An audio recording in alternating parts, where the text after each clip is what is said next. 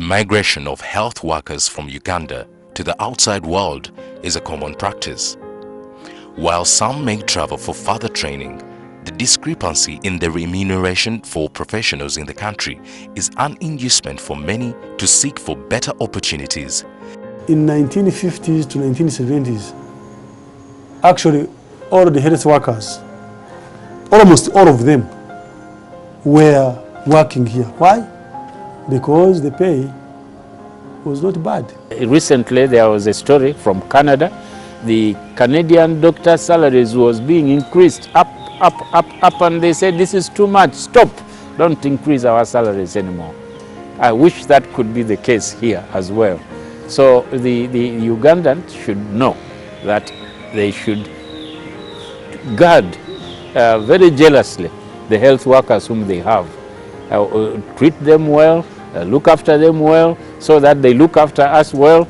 Otherwise, one of these days, these people, someone is going to spirit them away if they are frustrated and they're not happy here at home.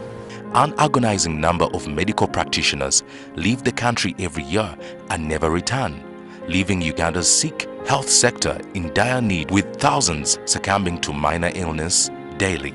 We find that in the last 3 years, about 600 doctors have left the country for various reasons.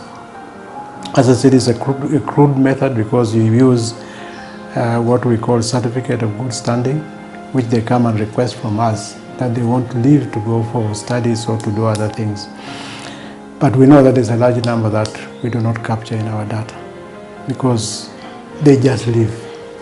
There are others who go because of better medical infrastructure.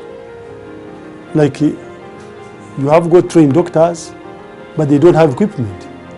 So they feel they are not doing their job because of that. Now, whatever reason is that take them, it is certainly a loss.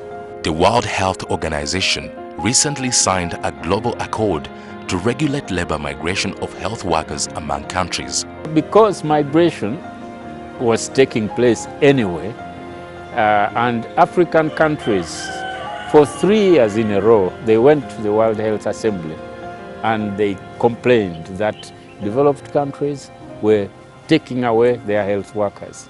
We train them from our own resources, and training them is very expensive. Those people take them and use them without compensation.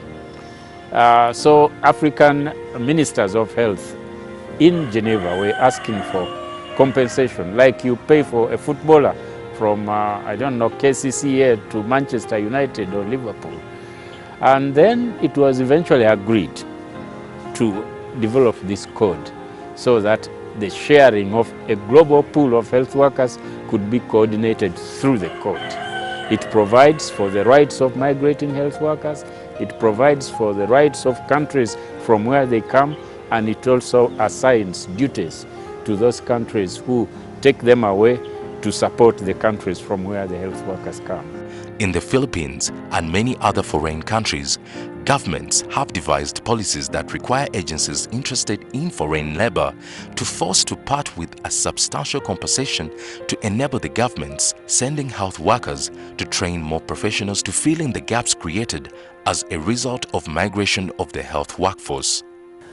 If you go and benchmark with the Philippines or read reports, they systematically organize and say any nurses that would like to move, you go through this clearing center, even if you have found a job privately, so that we know. They also systematically identify gaps as a government and arrange government to government that, oh, UK, you need so many nurses, which type of nurses? We'll give you 50 nurses or 20 nurses or 30 nurses. And that's arranged by government to government.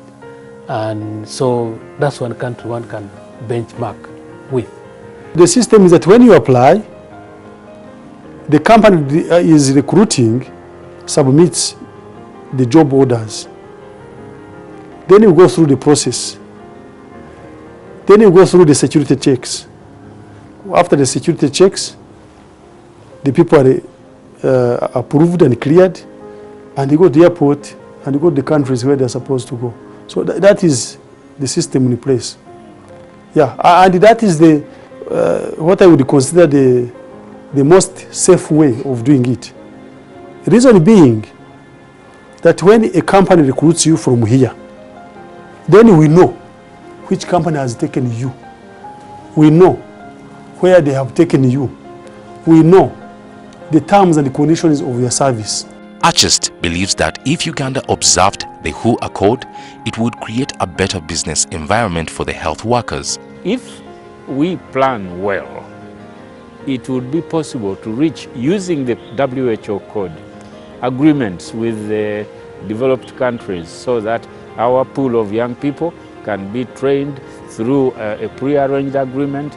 They go and work there, they come back, another group goes, and therefore then migration of health workers would be in fact almost like a business for the country. In the last 4 years or so, Uganda signed to agree to implement that World Health Organization code on migration. So they have started documenting now the movements of health workers out of the country. Where are they going, and when did they go, who has gone, but I'm not aware if the government or the country as such has started now having negotiations with those countries where these people go.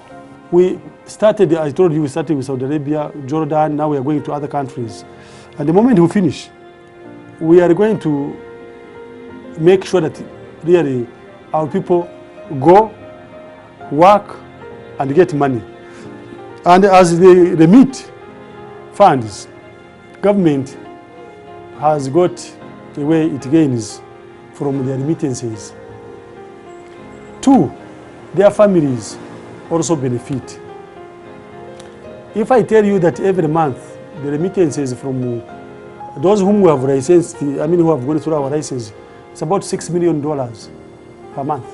Considering our resources now, one would be interested as a country at 2 levels, that we minimize or reduce the number of people who would like to go and work outside, have as many as possible, fill our needs, but it's not 100%.